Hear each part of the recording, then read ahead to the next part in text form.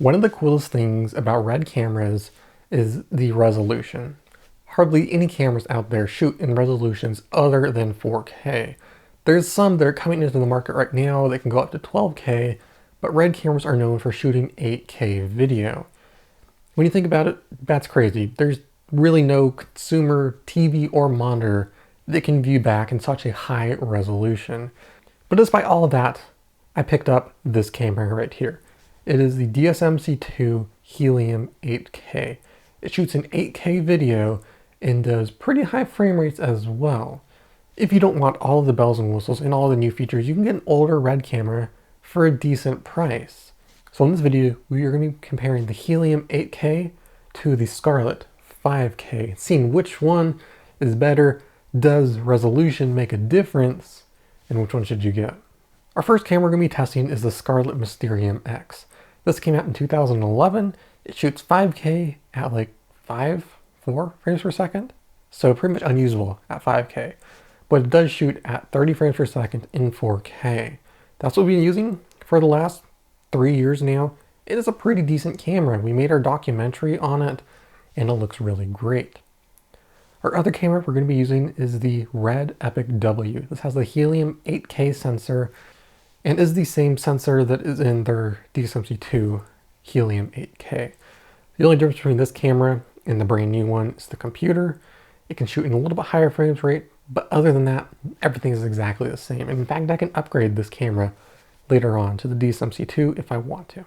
So our first camera is going to be shooting in 4K, and then our second camera is going to be shooting in 8K. Now, while you think that may be a big difference, you may be surprised. Let's go ahead and take a look at a quick clip, side-by-side comparison between the two cameras.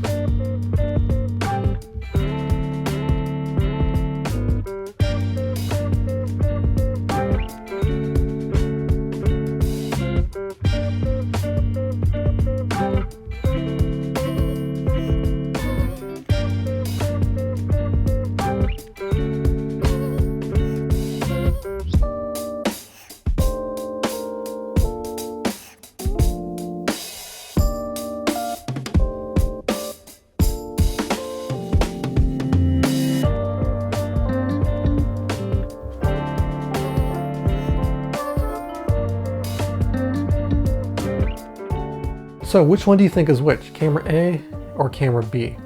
Well, there you go. Camera A is the Epic W shot in 8K. Camera B is the Scarlet shot in 4K. Were you surprised? I was kind of surprised.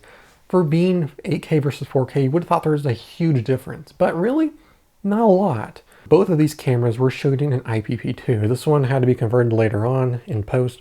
This one's native. But they're both using IPP2 medium contrast soft highlight roll off. So that's what we're using. They're both using the same white balance and none of them have been corrected at all in post. No saturation, no sharpness, no color changes, nothing. Everything was done through metadata and no post-processing. Take a look at the first clip of Wicket, the stuffed animal Star Wars figure. They both look pretty similar. I would give a slight edge to the Helium just because of the shadows. That's one benefit of having a newer RED camera is that it has greater dynamic range, so we are able to preserve details in the shadows more. Also being high resolution, it means that we have less noise in the shadows. There is quite a bit of noise in the shadows on the Scarlet, not much in the Helium. Taking a look at our plant shot, there's a pretty big difference. Both of them are again stock out of camera, no edits or anything. So the way that these two cameras handled their colors is a little bit different as well. The Scarlet is very less saturated, does not look as good, where the Helium just comes straight out looking pretty decent. Again, we could fix that and make them look closer, but this is just straight out of the camera. Moving on to the water hose, they look very, very similar, almost identical. I give a tiny bit of edge to the Helium just because it has a little bit more sharpness and detail in the hose and then the design on the bucket. But these two look very close. So hopefully you can see there's not a big difference between these two cameras. And that's really where it comes down to. Resolution is one part of it, but the difference between the two lineups is what you can do in camera. The Helium can do IPP2 in camera. We got 3D LUTs, CDLs, you have focus peaking, and a couple of other overlays and tools that you don't get on the Scarlet. You also get functionality with all of the brand new accessories, and it's a little bit more modular than the first generation DSMC lineup. But strictly speaking, image quality and resolution, there's not a huge difference. I was actually pretty surprised. They're both fairly sharp, and they both look really good. Again, the Helium is going to be a little bit sharper just because of the fact that it does shoot in 8K. And let's talk a little bit about that some more. So obviously you're not going to be editing or exporting in 8K. Chances are you're going to take your 8K video and downscale it down to 4K. Super sampling those pixels makes the final result sharper and a lot cleaner of an image. That's the real benefit of using a higher resolution camera like this one. Beyond that, you can do a little bit more in post. You can push the color and the grade farther without introducing a lot of noise. You also have the ability to scale up the image. Let's take a look at this clip right here.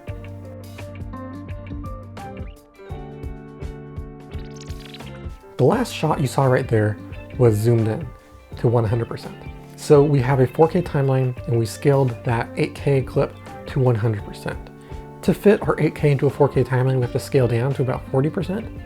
But for this last one, we zoomed in and you saw that we were able to get a lot closer to the subject without losing any detail or quality because we're at 100%. So our 8K is just zoomed in and cropped to fit the 4K, and that is the benefit. You can zoom in a lot more in post without losing any detail. So which camera should you get?